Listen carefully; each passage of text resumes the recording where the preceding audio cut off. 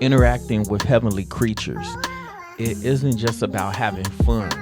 Yes, interacting with these beings can be fun, but it's so much more than just interacting with them to have fun, to play around with fun and games, to enjoy their presence, which heavenly hosts, heavenly creatures, you can have fun with them, you can interact with them, but usually when they visit you, usually when you have an encounter with them, it is typically for a message to be delivered. It is typically for them being about God's business. They standing on business. They standing 10 toes down on God's business, and it's for a life changing message, altering message they're trying to get to you from the throne room to directly to you from God.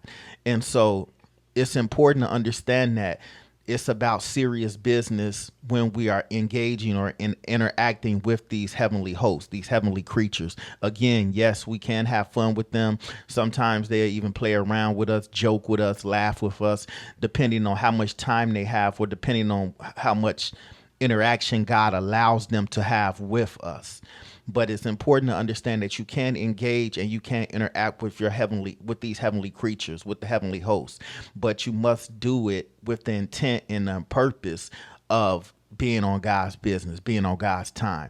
Now, how do you interact with these heavenly creatures? You interact with these heavenly creatures multiple ways. One of the ways that I interact with these heavenly creatures is through my imagination and through meditation. I close my eyes and I begin to imagine these heavenly beings. I begin to sit in a quiet place or lay down prostrate in a quiet place, and I begin to imagine these heavenly hosts, imagine these heavenly beings flying around my atmosphere, flying around my room, or flying around my closet, my prayer closet, wherever I'm at that particular time and moment.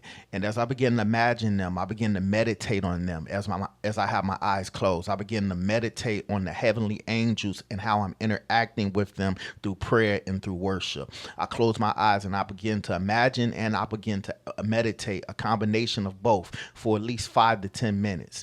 And then when I go to sleep at night, sometimes I begin to have encounters or appearances in my dreams from creative beings, from heavenly beings, from heavenly creatures, from heavenly creatures, from heavenly hosts. So this is just one way on how to interact with your heavenly creatures or interact with heavenly angels. And it's again, and again, it's very vital. It's very important because when life situations happen, you need these angels or these heavenly creatures to interact so that they can fight on your behalf.